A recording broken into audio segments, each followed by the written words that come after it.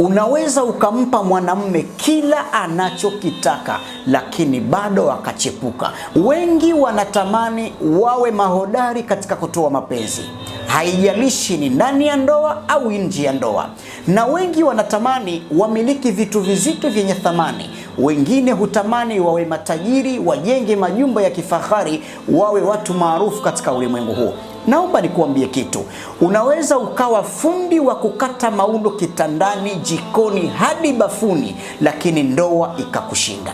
Unaweza ukampa mwanamume kila anachokitaka lakini bado akachepuka, mpaka ukajiuliza maswali: nimefundwa nikafundika, namna gani ya kuienzi ndoa na namna gani ya kumpa mume haki zake? Wengine hufikiri waende kwa waganga wa kienyeji wakapewe dawa za kienyeji ili wawe mahodari wa kutoa mapenzi.